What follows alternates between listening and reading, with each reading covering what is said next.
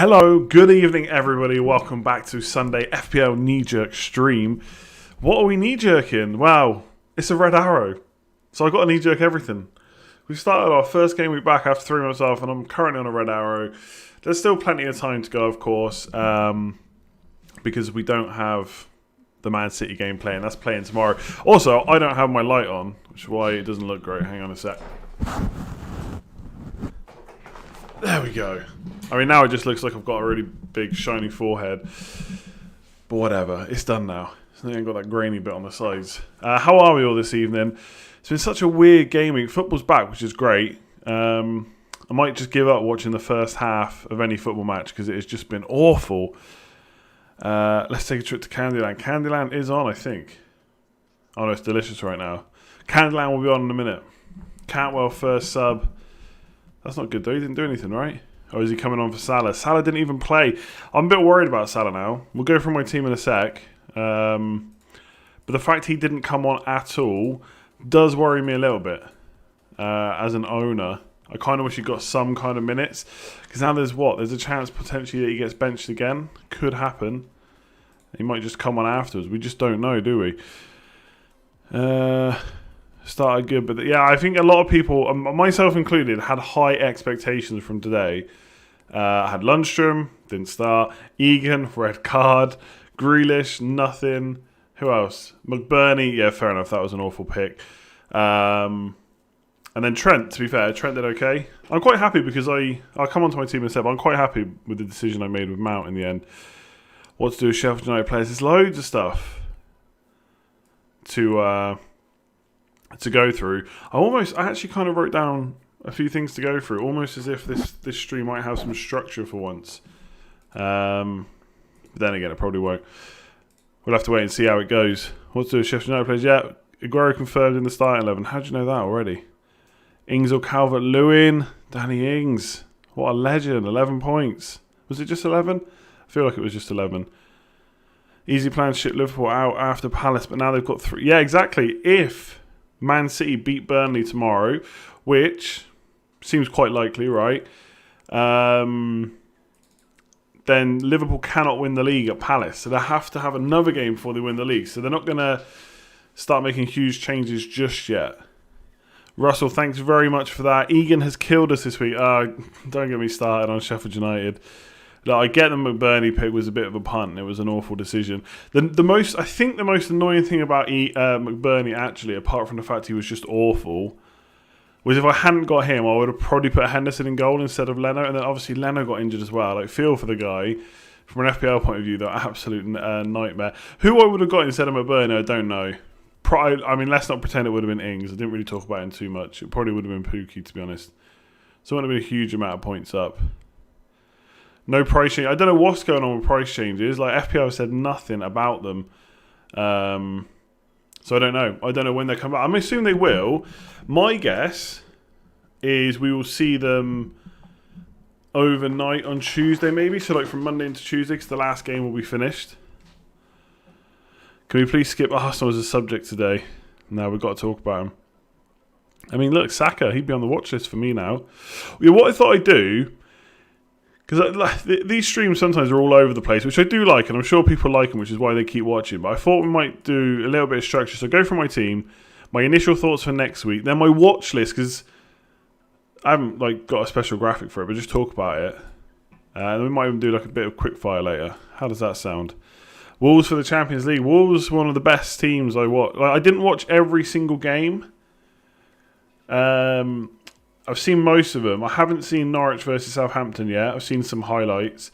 I didn't watch most of Watford Leicester, but I think I've watched all the other games. Oh, and I didn't watch Bournemouth Palace. But yeah, I've watched most of them. Wolves were one of the best teams, I think, that played this weekend, basically. Or have played since the game week started. Now, they were playing West Ham, so that made it a little bit easier, but still. We're absolutely dreadful. Jimenez captain on the cards. I genuinely think there's a lot of captain options this week. Never a bad idea to have more structure. Yeah, I kind of thought the same. So I'm a bit like Homer Simpson. Now Homer Simpson, basically is what I'm doing now. Like he's a focus on something. Hey physio, he's focused on something, then he just goes something else, then back to it again. So let's bring up my team, right? Team. Okay, so this is the team for. Hang on, not got Trent's points on here. So this is how I've done. I'm on 76. It looks like Trent's only going to get 1 bonus point, so it's actually going to be 77. I've got 78 on the screen above because originally it looked like he was going to get 2 bonus points at the end of the game, but it looks like he's going to only get 1 by the time all the deductions are done. So I'm on 77, so my overall rank's going to be a little bit lower. 336k, like absolutely awful. Not that I could have done much about it in one game, but that's actually a red arrow right now. It's about a 20,000 place red arrow. Now, I've got 3 Man City to come tomorrow. A lot of people will, of course. My big mistake was not captaining De Bruyne. Obviously, the amount of times I said that De Bruyne is the best, De Bruyne's the obvious choice, De Bruyne is the one that's safest, the one everyone's going to go for. But I just really want to take a punt on Aguero, so it was a bit frustrating he didn't start. To be fair, did I expect 2 starts from him? No. FPL website says 3 bonus. But I don't know if the deductions have been done yet. So he was on 2 bonus points when I did the graphic, but not. I don't think that's going to stick, but I could be wrong. Anyway, 1 or 2 bonus points. It's not going to make too much difference, right? So what was I saying? This is the problem. See, I get distracted. What was I talking about? Oh, Man City, yeah.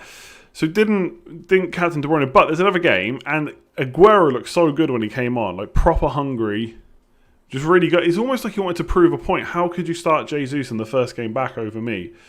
But he did, and obviously he nearly scored. Did get the assist when he hit the post. So if he starts against Burnley, could be happy days. The thing is, I'm fully expecting De Bruyne to start, and he will get points too. So at this point, it's pretty clear, I would say. I wouldn't put much money on Aguero overtaking De Bruyne. But if he can do something, like if Aguero can get to double figures in the Burnley game, that would be great. And obviously, Sterling's a bit of a big differential as well on 10 points. So I could definitely turn the red arrow into green. What else kind of went well? What went badly? I feel like, look, my Burnley was a bad punt. I get that. I don't really have much to kind of even argue that it was ever a good one, to be honest. I even said that before we started. Aubameyang, I mean, didn't really expect much against Man City anyway. He did get 2 starts. He probably was a little bit unlucky not to get anything against Brighton.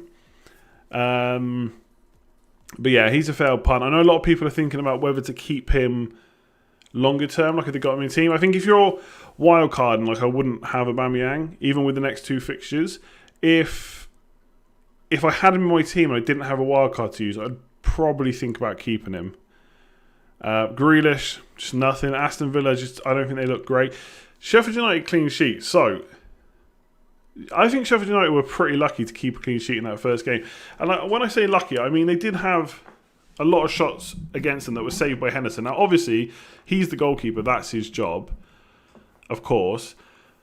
But on another day, like one of those goes in. I just think Aston Villa had enough chances to score at least one. So we probably got a bit lucky in the first game to get the clean sheet. Obviously, Henderson owners absolutely laughing. And then the second game, Egan, there was no way that yellow card, that first yellow card was a yellow, by the way. So he shouldn't have even been sent off. And then they just got destroyed. Sheffield United were just not good over those 2 games.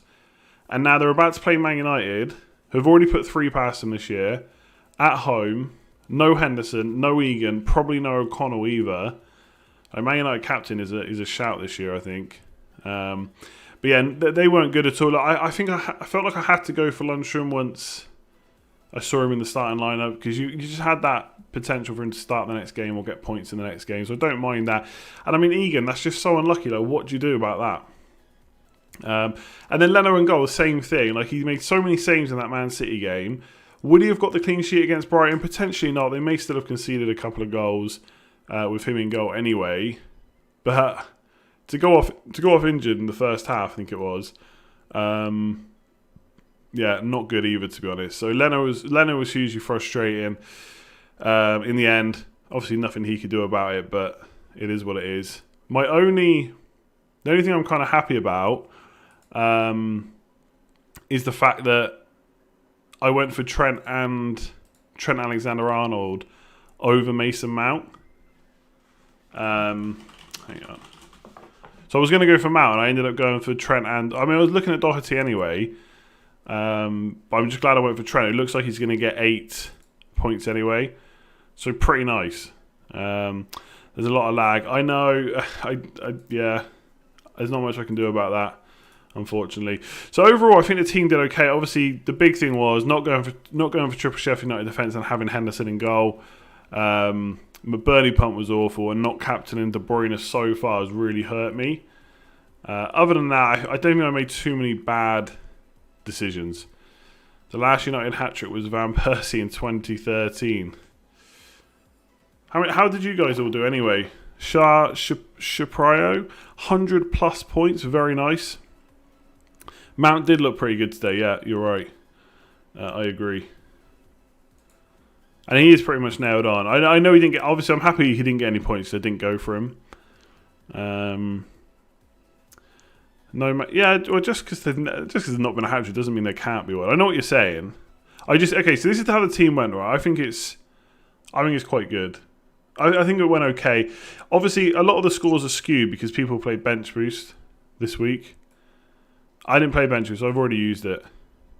98 points, 99, 104. How did people without Bench Boost do this week?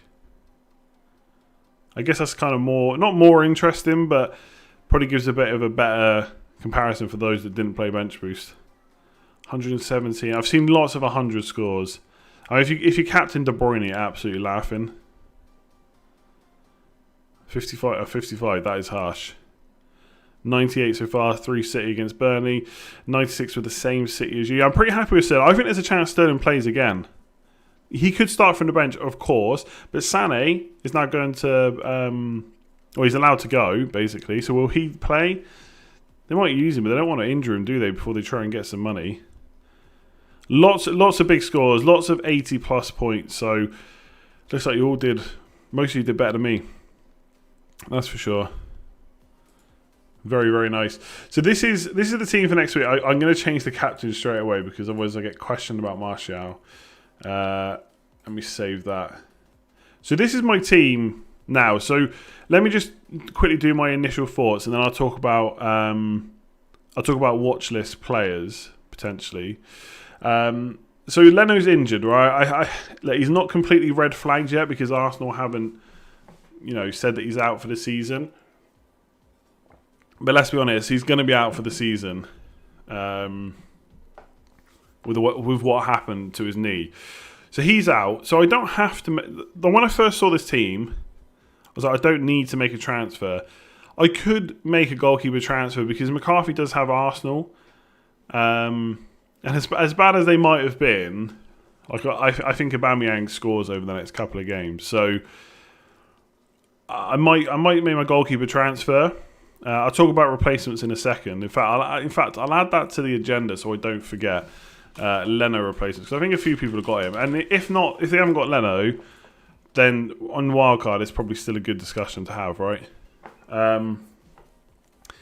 So Leno could go. I think I've got 3 Man United. I'm fairly happy with that. Whether Martial will stay injury-free, I don't know.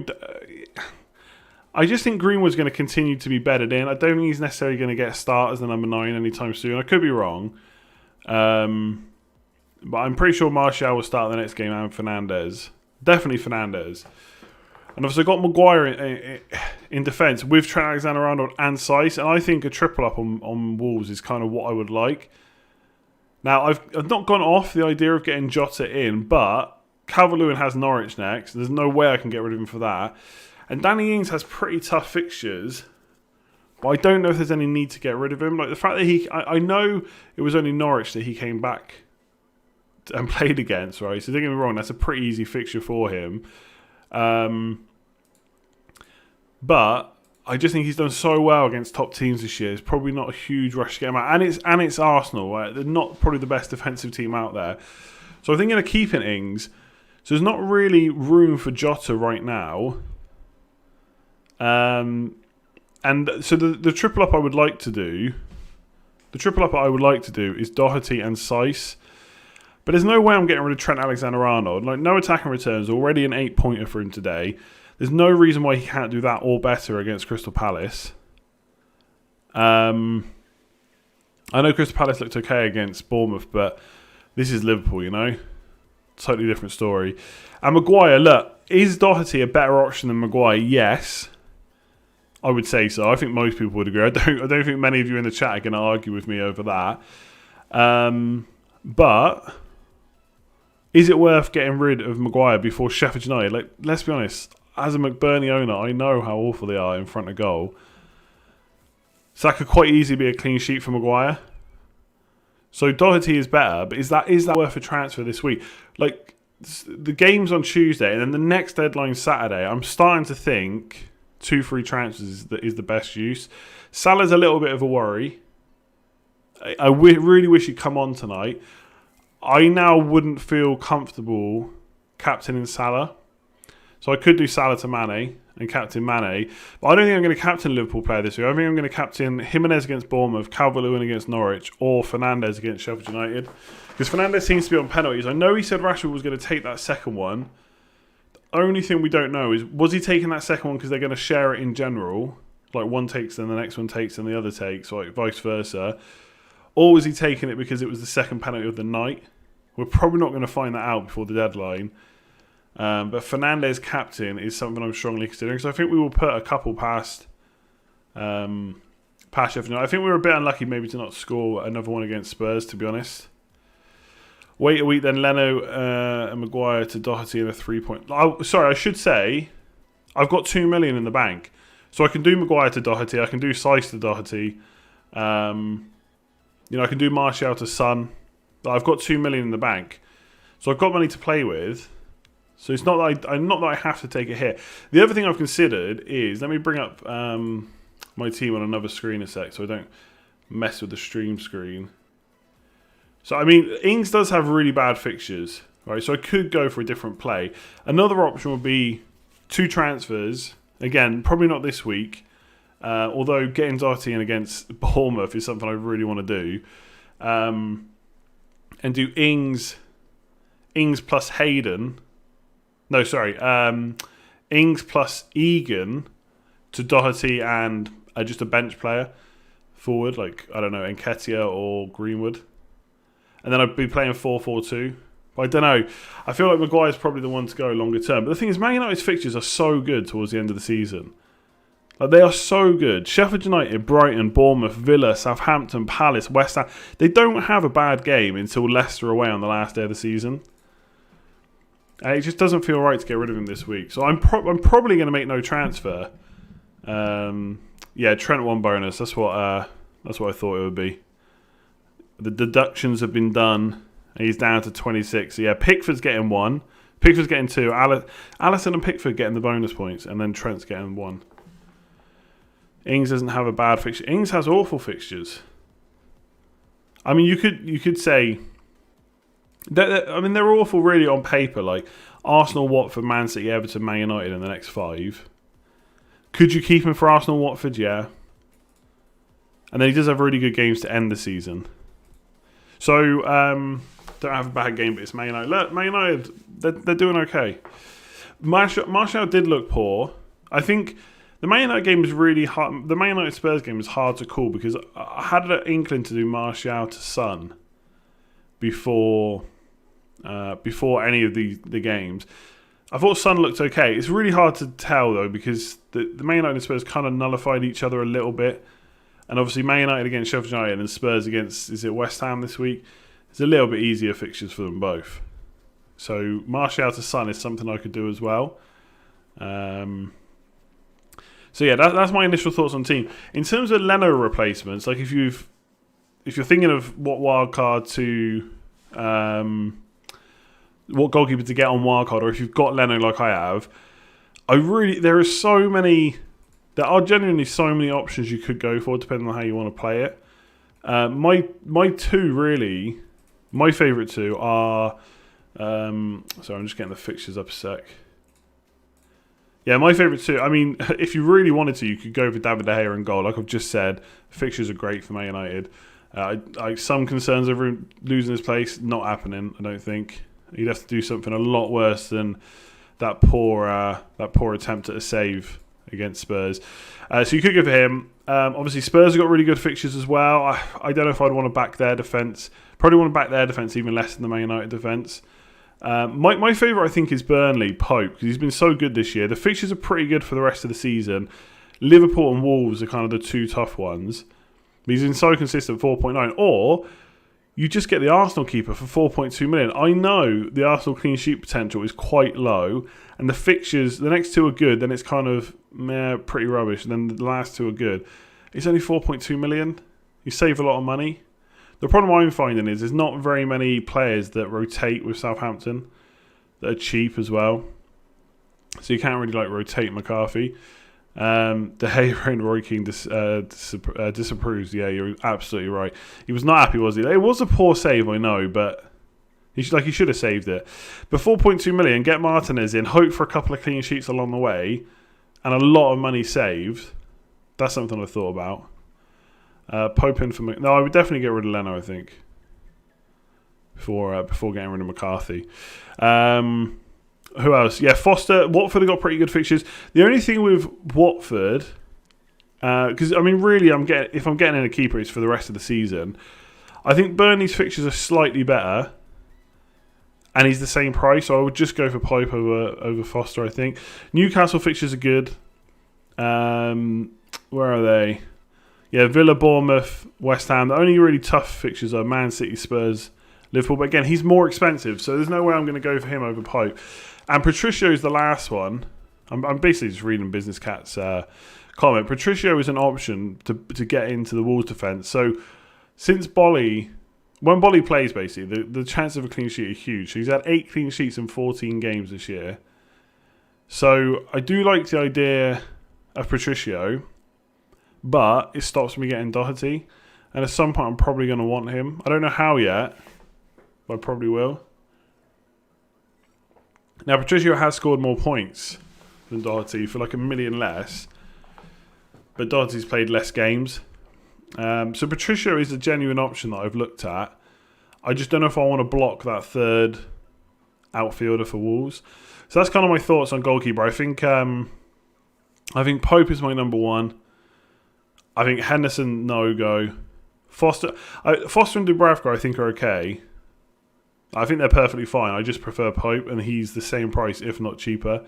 I'm not sure about backing the Spurs defence. I mean, I know it's Mourinho, but I'm still not 100% sure what to make of them.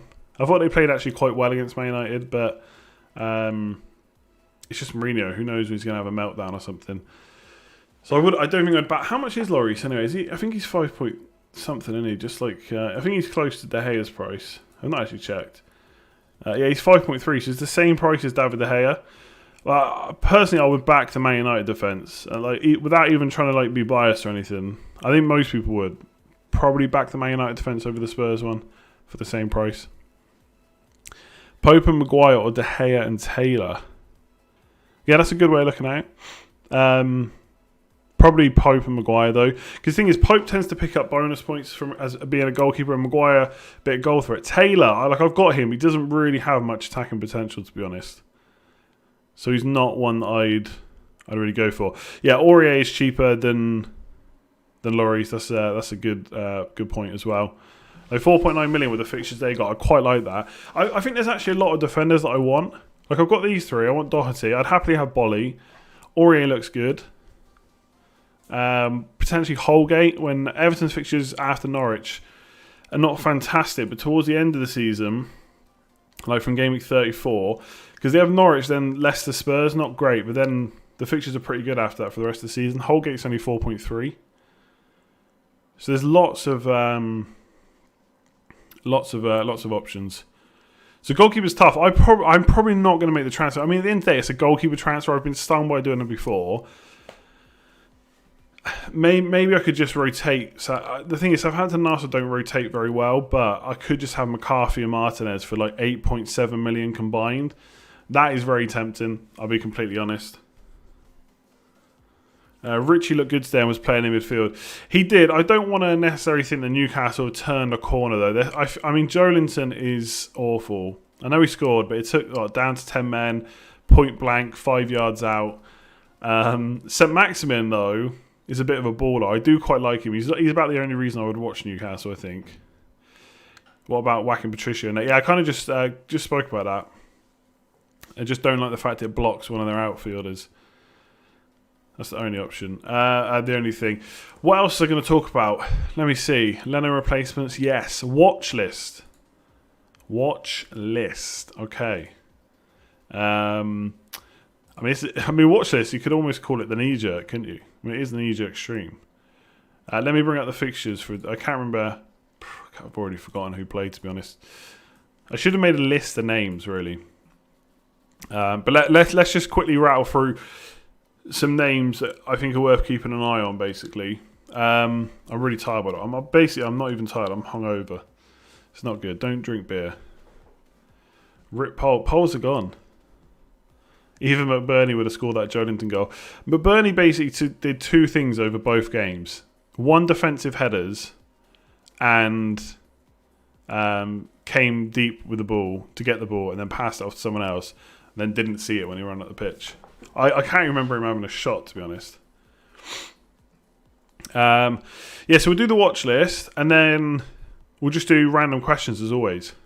So let me just run through the game, see if there's any players that I think of that I wasn't already looking at. So Villa vs Sheffield United, obviously the one that everyone's going to be talking about this week. Keenan Davis, 4.3 million midfield, but plays up front. So he's listed as a midfielder, but he plays up front. I don't know how much goal threat he really has. I mean, it is Aston Villa as well. Their fixtures are awful. But as a bench option, if you're wildcarding, I think I'll be looking at him. I'm probably not going to have any use for him because I'm just not going to need to make a transfer there. But he's someone I would look at. I think for Arsenal, Saka, 4.7 million, again, midfielder, could potentially be a fourth midfielder at some point.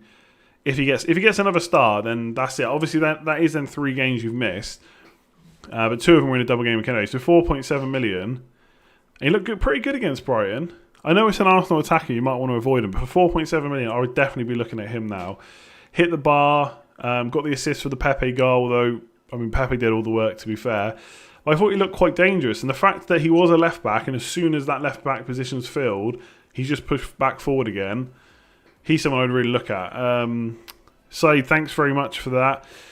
Guaita is a huge differential for the rest of the season. 4 clean sheets in a row with 1.9% ownership. Liverpool have a lot of injuries and are super rusty. Yeah, I'm not sure I would back a clean sheet against Liverpool, but yeah, that's a fair comment. I didn't really mention Guaita for Crystal Palace. The only thing is, they play Spurs, Wolves, Man United, Chelsea, Leicester in the remaining games. Again, it's like he's 5 million, and I have been burnt by not bringing him in earlier in the season, if you remember. But again, I would just probably back Pope or Foster for a tiny bit less. That's my only thing. But you're right, he is a huge differential. Norwich, I mean, if we talk about the anti-watch list, Pookie is definitely, I don't know, Norwich. I saw a few highlights. I didn't watch the game. But they didn't really look like a team that was fighting. I kind of said it on Twitter. Like, I am guilty of saying, teams with something to fight for, or in the relegation battle, of course they're going to fight. But they're in a relegation battle for a reason. They're rubbish. And that's one of the reasons Norwich are there. So yeah, if there was an anti-watch list, I probably wouldn't. If I had Pookie on the watch list, probably I'd take him off. Southampton, I don't think too much really changed for me there. Spurs, I think. I don't think I would suddenly go off Son because he didn't do anything. But I think Bergwijn is a genuine option now for his price. He's so much cheaper as well. So he's someone I look at. I still think I would be drawn to Son because I wouldn't want to say, well, one game, Son didn't do anything against Man United. I wouldn't want him. But I think Bergwijn definitely on the list. Dele Alli potentially as well. Does he come straight back in for Lamela, playing as almost like a second striker? I mean, Lamela I thought did okay. But Bergwijn definitely. For Man United, I mean, I've already got 3 players, so there's no one really on my watch list. I thought Rashford looked good. Pogba, when he came on, was brilliant. Like when he came on, that is the kind of Pogba we wanted to see. We all want to see week in, week out, and he's a huge differential. So like if I didn't have Triple Man United, I would definitely consider Pogba. We're kind of running out of game weeks to make decisions. I would just like to see how they play from the start. How often like each of him and Fernandes get forward. The fact that Fernandes on penalties means he's always going to be my number one, but definitely Pogba as well. Watford versus Leicester. I mean, nothing really happened in that game where I suddenly want any of their players I didn't before. Like Vardy is just too expensive for me at the moment. I think Sarr is someone I would look at if I needed a mid-price midfielder. I think he was really good before the break, and he will be good going forward. Otherwise, I don't think anyone else really stood out there. Same for Brighton. I already mentioned Saka for Arsenal. Wolves, I mean, Doherty is just brilliant. Like his last 5 scores are... Let me just bring them up. I put them on Instagram earlier. 12, 6, 12, 10. I mean, even if you go back 6 games, 12, 6, 12, 10, 6, 6. Like when Bolly's on the team, they're so good for clean sheets. West Ham, I'd have to see massive improvement. Someone like Bowen, maybe. But like nothing from that game would make me want their players. And so, yeah, I think Doherty definitely added to the watch list. Crystal Palace, I mean, Van Arnold attacking returns is nice. Again, though, after looking at their fixtures, I probably wouldn't go anywhere near there. Yeah, Decore, that's a good point, actually, because he pretty much played as like a second striker, didn't he? Like number 10. So, yeah, Decore is very cheap. I just think I'd rather pay the extra and get Sarr. I just think he's got a bit more goal threat. Like Decore probably will score a goal or two before the end of the season, but I'd be surprised if he gets outscored by... Sorry, I'd be surprised if he scores more than Sarr. Newcastle, I mean, if I really wanted a punt on a fourth midfielder, Saint-Maximin would probably go in. And they got pretty good fixtures as well. Matt Ritchie is playing out of position. Like he's listed as a defender, but he's like 5.3, I think. So you could look at him. Newcastle do have good fixtures. He does take penalties as well. It'd be a huge differential. Sheffield United, again, I'm getting off Sheffield United. I've got Egan. He'll just rot on my bench until I have a free transfer. I'm not interested in Sheffield United at all at the moment, to be honest. You don't know if Lundstrom's going to start every week. They got poor fixtures. They were lucky to keep a clean sheet against Villa. Just no for me. Chelsea, I mean, I found it a little bit weird that Giroud started. Obviously, Abraham was injured or had like a bit of a knock before lockdown. I don't think I'll go Giroud, or I don't think I'll go for anyone from Chelsea. Like Mount could be good. He's nailed on. Pulisic is the one I'd really want, but you just don't know if he's going to start. And like I said, Keenan Davis for Aston Villa maybe. Everton, I mean, I've got Calvert-Lewin already. I think that's it really. Obviously, we'll see Burnley tomorrow. I guess the main players that I would be looking at, or am now looking at, Saka for Arsenal, Keenan Davis if I needed a cheap mid, Bergwijn maybe at Spurs, Sarr at Watford, and Doherty at Wolves. They are the main players I think right now. Obviously, it's just, I should say, it is just one game. Like plenty could change when we see Burnley tomorrow. Plenty could change when we get another game week under our belts. The deadline's Tuesday. The games are going to be finished by Thursday. And then we're back into another game week on Saturday. So it's a bit crazy. So I don't want to make too many snap decisions based off one game week. I do think we learned quite a bit though. Like the subs thing, I'm not too concerned about it. Yes, I know my players are more likely to go off, but I don't think they're going to get rotated massively heavy, to be honest. Oh, okay, if we're talking about anti-watch list, if I had them on the watch list, I'd take them off. Harry Kane. Like, look at this question here. Spurs have got good fixtures, why not Harry Kane? Like, if you watch the game, he just wasn't involved at all. When was the last time Harry Kane was a good FPL option? It's been a while. It's just that price. Like, how unless you've got a premium striker already, why would you want to ditch like De Bruyne or Salah? Or, I mean, Salah maybe if he's not fit, but you know, Mane. I mean, Fernandes, Martial, they could all outscore Kane for less money. I'd rather have Son and Bergwijn and maybe even Dele Alli before Kane. Like, I couldn't be any less interested. There was a time when you had to own Harry Kane. There was a time when not owning Harry Kane was scary. That time is not now. Like, I'm just not interested in him at all. I'm not saying like he's completely done as a player. Like, he's still an extremely good player. But Do you know what I mean? Like, we're all saying, well, I said, well, he's had a long time out now. Maybe that's the break he needed. Didn't look like it. Like, how many games is he going to need to get up to fitness? There's a lot of other players that have kind of come back, like they've not even had a break. And obviously, each player is different. Like, some players do need this time to get back fit. But Harry Kane is not an option for me at the moment. How's it going, Scott? He wasn't involved because it was a game they didn't have the ball.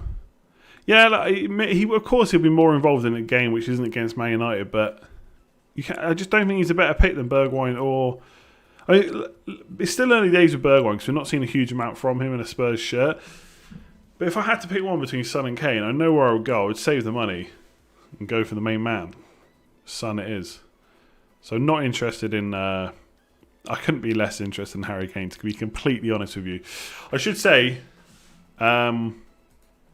if you're a Instagram user, make sure you're going to follow me on Instagram. I've been trying to use it a little bit more. I'm not the perfect Instagram. I am an old man now, trying to get into it, but I have been using it a bit. So if you like Instagram, make sure and go and give me a follow. We just passed 2,500 followers, which is cool. If you're interested in Patreon, check out the link in the description below. There'll be a new league for July. That'll be the final league of the season. And obviously follow me on Twitter as well if you like Twitter. I feel like more people use Twitter, so if you're ever going to want to follow me, you probably already have. If not, maybe it's your first time around here, go and hit that follow button. Subscribe, hit the like button. How many likes? I guess we're not on like 1,000 likes like that stream on Wednesday. That was insane. 4,000 viewers, that is the most I've ever had. I went back and checked. We had 4,200 viewers. The previous best was 3,300 on the deadline stream before the season started. So this one actually went up, which is interesting because active managers are well down. I guess because people have come back and they're not sure what to do, whatever.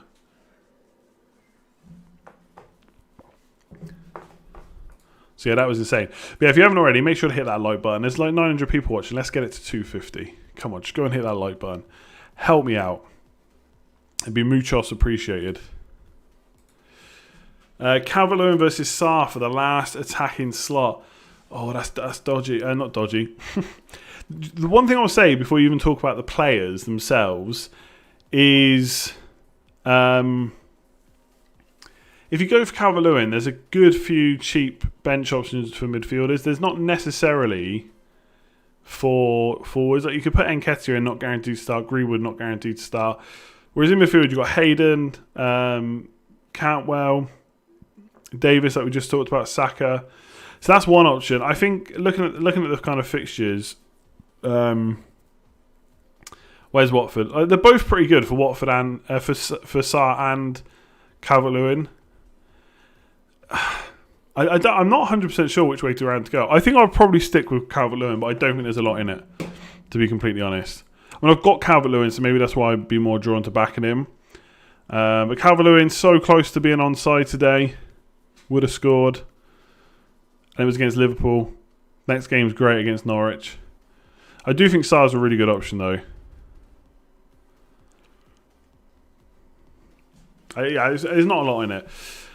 Vardy or Kane, I'd probably take... I mean, Kane's got much better fixtures. Vardy's cheaper. I'd probably just go for Vardy. Look, maybe Kane will do great, but he's not for me. It's going to be a bit like when everyone was asking me about Sterling. I was just drawn to Sterling every time. Kane's a big differential because a lot of people will be thinking like you, and probably rightly so. Could be worth a gamble. Absolutely. If you think he's going to do well, just get him in. Like, you don't have to take my word on it for sure. I'm just here giving my opinion. And quite often, that opinion's wrong. Like, it happens. Is it good to take Holgate or Coleman? They look promising tonight. Yeah, I mean, it was a clean sheet. I don't know how much I would take from this first game back because everyone was trying to feel themselves back into the game, get up to match fitness. So Seamus Coleman for me would just be too expensive to back an Everton defender. He was very good. I think he actually got man of the match. He was really good, to be fair, down that right hand side. But Holgate's 4.3 million. That's a better price for me. That is what I would prefer, I think. So yeah, I think he's good. You're probably not going to want to play them much in the next kind of 3 fixtures anyway. But after that, yeah, I think he's a good option. Will Sterling start? I don't know. Doesn't really matter, does it? Like, if he does, he does. If he doesn't, he doesn't. Like, we've already got points from him. I think there's a good chance he does, but don't know for sure. Can you do a quick wildcard team or a video? I've already done a video for a wildcard team. I could do top picks, I guess. Hang on. Let me just remind myself who was in that wildcard team, because I can't remember. So I'm just looking at it now. So I did a video on it on Thursday. I think it was Thursday. I'm just looking if there's any players I would change. Like, I'd probably try and fit in Doherty. Otherwise, instead of Jota. And I'd maybe go Calvert-Lewin instead of Jota. But otherwise, that team is pretty much what I would choose. Like Wan-Bissaka, if I had the money to go for Doherty instead of Wan-Bissaka, I'd probably do that and just not have Jota and go for Calvert-Lewin. And in that team, I've got Sarr, and I'm playing 3-5-2, and I've got Mane instead of Salah, and Fernandes in there and De Bruyne. I think that's a pretty solid wildcard team, and something like I would go for. Maguire turning like a tugboat. Oh, yeah, I know. I mean, let's be honest. De Gea should have saved that shot, but Maguire got absolutely skinned. It was not good at all.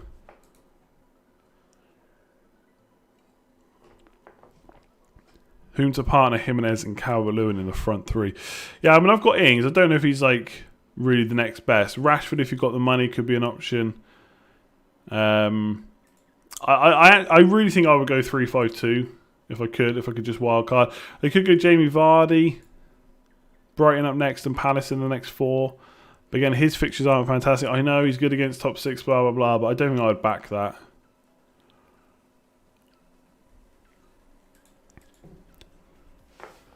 Is this the right time to change Salah to Mane? Yeah, I'm kind of debating that myself. I'm going to wait and see. I'm going to see what Klopp says. That'd be great to see. It'd be great if he said something like, "Yeah, he was ready, but because I think they kind of got. I think they kind of got a bit unlucky with their subs because I can't remember who it was now, but I think someone got injured, and so they had to make a defensive sub instead, and so they couldn't do the Salah one. Everyone's saying Martial wasn't great, and neither was Rashford. Rashford was pretty good. I mean, the thing to remember about Rashford is he's just come off not only a long break, but also an injury. So, like that pass from Pogba, which was absolutely fantastic, by the way.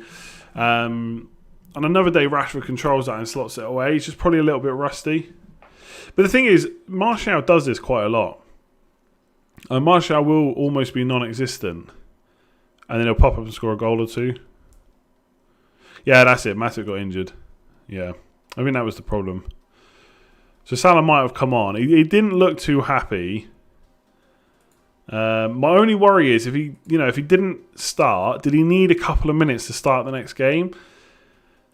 I got a bad feeling that's going to put me off captaining him and he's going to start. But if I had to guess, I think he will start. But it's definitely a risk. Don't get me wrong.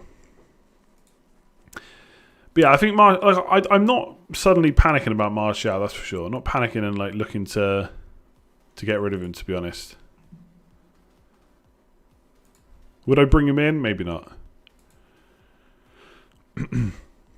Robertson, Aurier, or Trent Kiko.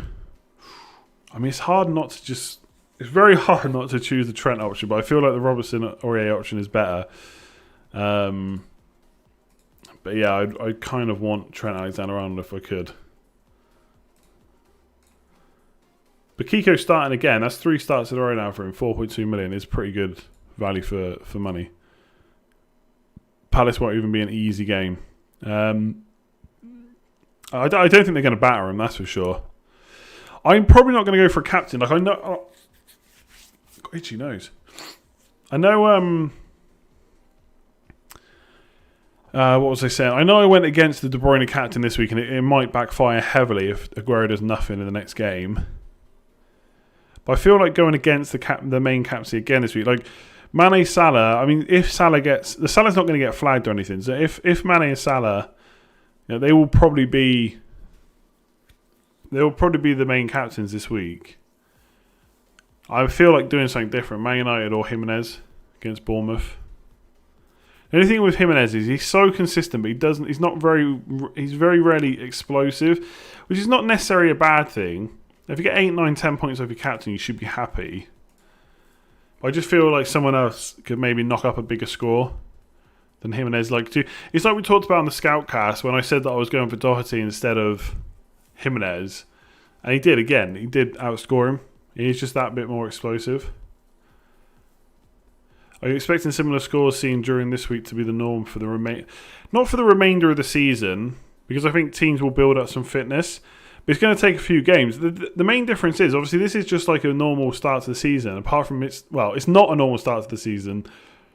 It's like normal as in they have restarted, but they've not had all those friendlies to play. Like teams play like kind of 4, 5, 6 friendlies maybe beforehand. So they have those kind of like intra-friendlies between like maybe their squad. Then they play proper friendlies. Whereas this time they've not had the preparation. Like mentally it must have been tough as well. Because at least during the summer, like a normal summer, they're used to that. They know that's going to happen. They get their break. They come back and play football. But this is like, mentally it must have been a bit draining. Especially if it's just been bad news after bad news recently. So it is completely different. So I don't necessarily expect... Because I think it was Gary Neville was saying, like for Man City were brilliant. Like in terms of their passing, their positioning, their attacking movement and stuff, like getting into space. De Bruyne are just absolutely running the show. They were the same, but they weren't pressing as much. And I guess you don't want to be doing too much sprinting too early because you need to kind of build up to that kind of match fitness. And also, there's only a few days between games as well, or the games restarting. I mean, a lot of teams have like 4 or 5... whatever amount of days between fixtures, which isn't too bad. But to come back from doing nothing to then playing a game, then playing another one 4 days later, I think we should expect a few different scores than we maybe normally would. I don't think we're going to keep seeing these awful like first halves. Like the next game will probably be better, then the next game after that will probably be better. So that's what I expect to see. Hopefully. It's all going to be over so quickly. I'd love to know when the next season is going to start. Because this one's going to end in July. Obviously, the new season's normally start of August. They're not going to want to leave it that long until they start again. Because then they've got the Euros to worry about next year. There's all this stuff to fit in. You're expecting to forget deadlines. You can't forget deadlines. So the one thing to say is there's going to be a lot of early team news coming up. So like Leicester this week playing at 6, and on Saturday 12:30 is Wolves. I know someone was asking about Traore earlier. Like, I thought Traore was brilliant when he came on, but I don't know if I would get him because I just don't know if he's going to start. The fact that he started straight off was a 3-5-2. I mean, don't get me wrong, there isn't probably many players in the league apart from like Man City, the whole squad, who've got a better player to come off the bench than Traore. Like Traore against tired legs. It's just brilliant. So my problem is still the same as before. I just don't know if he's going to start. Like if they go 3-5-2 again in the next game, that would probably worry me.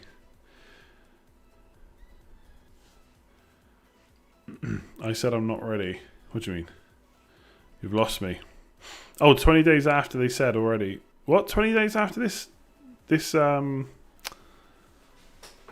Nah, it's not going to be 20 days after this season ends. Not going to just jump straight into another one, surely. Non-FPL, do I think that crowds will be back in September? No, I think that could be another year away. I really do. Yeah, I really think it could be another year away. Like, I got to be honest. The problem is, obviously, my Twitter timeline is full of FPL accounts, right? So, when there was no FPL, there was a lot of bad news. You kept hearing all the bad news reports. And I think with everything that's gone on, like things are getting better. At least it seems that way. Maybe I'm wrong. I'm not an expert, FPL or otherwise. It feels like things are getting better. Like people are still not going out as much as they were. That's helping. So I think that will, but they're not going to suddenly let 50,000 people into a stadium. It's probably going to take, I guess, a vaccine maybe. So I think it could be another year till we see fans back into stadiums, which kind of sucks. But like, I'd rather have the football back and know. Like, it's a bit different for me because I can't go to the games anyway. But yeah, like I'd rather have the football back and no fans than wait until the fans can go back in. And they're going to have to do it because they're going to want to get the Euros and stuff done. You can't slow down the season any more than's already happened, really.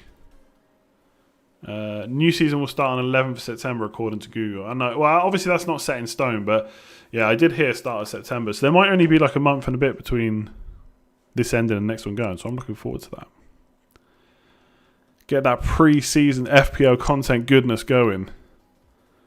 It'd be interesting to see, actually, if it is still like this, no crowds and stuff. Because I think Fantasy Football Fix said there was only 25% of managers were active, so like made a change, which is quite low, even for this time of seasons.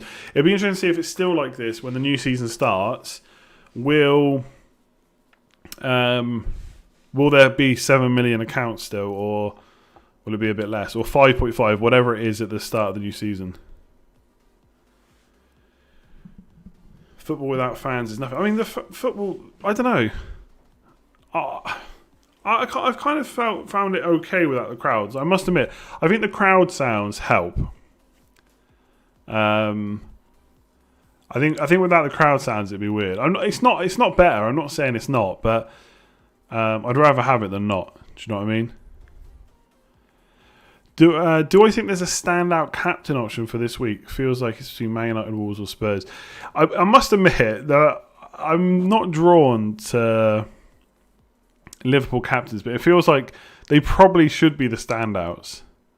And maybe I'm going to get that wrong, but I don't think there is a standout. It's not like Mane's been in great form for the last 5 game weeks. Now he's playing Norwich at home. There's not that kind of fixture this week. Like, Vardy could be good against Brighton. Son and Kane could be good against West Ham. Man United decent against Sheffield United. Wolves good against Bournemouth. I mean, Bournemouth perform how they did this week, then maybe Jimenez is standout. But again, he's not really explosive.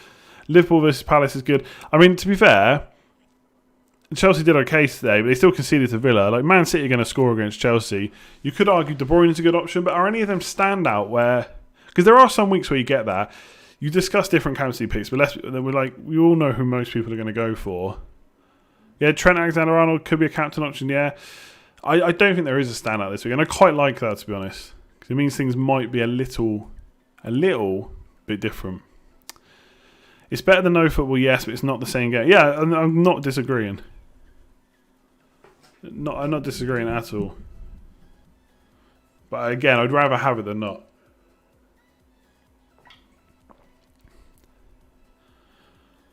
Someone asked me... I'll answer the gym question later. De Bruyne as captain. He could be against Chelsea. Chelsea will concede. I'm nearly almost 100% sure about that.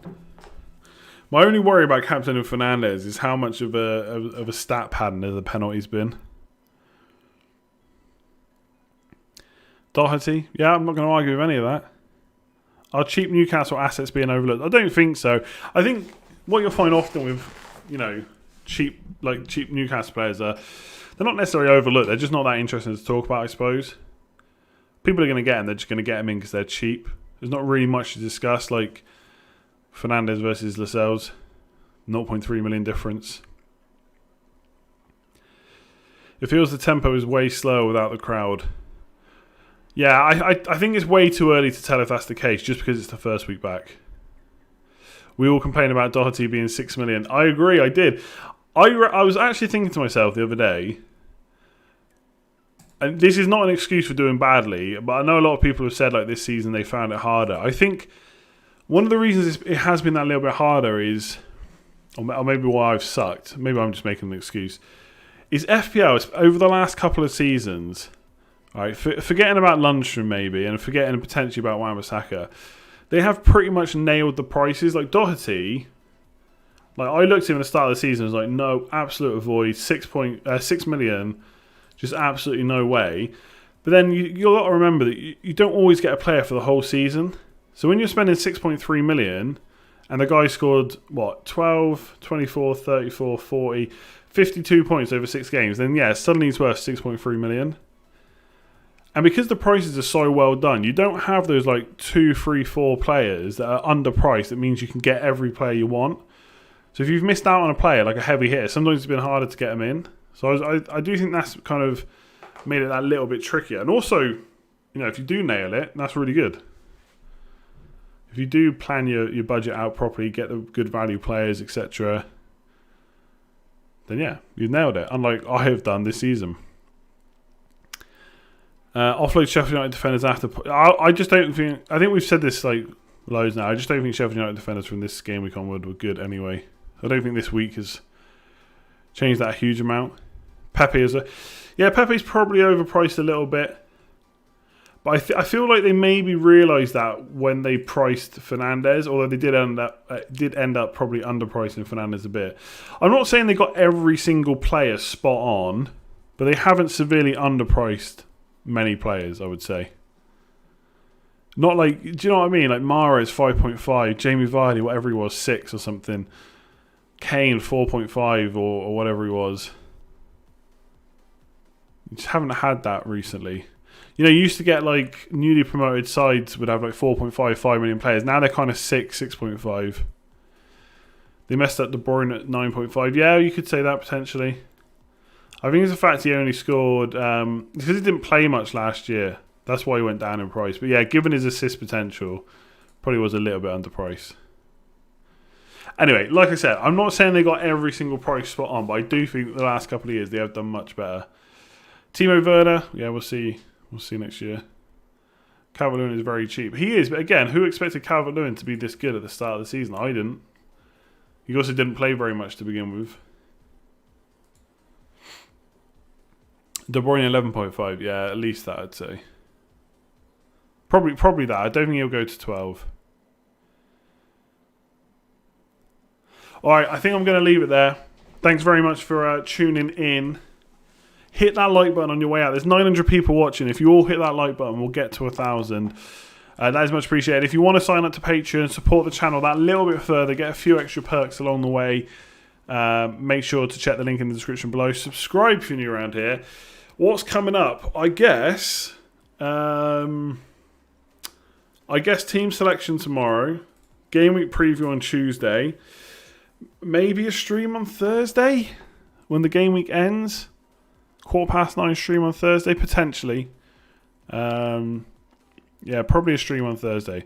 We'll see. I don't know. There's so many game weeks coming up very quickly. It's tough to fit in all the content, but I will figure it out. Subscribe if you're new. Hit that like button. And yeah, I'll catch you next time. Thanks for tuning in. Hopefully the lag wasn't too bad. I got to answer this gym question. Bench or deadlift? I'm missing both. My gym is reopening on the 1st of July. I'm so happy. The first day I'm just going to go and deadlift, squat, bench, very low weights just to kill my muscles. Take a few days off, then hit it properly. Do I prefer bench or deadlift? I think deadlift's cooler because you get to lift more weight, right? But bench press is like, ooh. I don't know. I kind of like bench press, I think, but deadlift's the one, right? That big heavy weight off the ground. I mean, I think the most I've ever lifted is like 100 and. Have we done 170? Am I bigging myself up? No, 170. Maybe 150. Whether or not I had good form, I don't know. I feel like I'm going to go back and probably do about 60. Anyway, I'm off. Like, comment, share, subscribe. Check out Patreon if you haven't already. And I will catch you again soon. Thanks very much.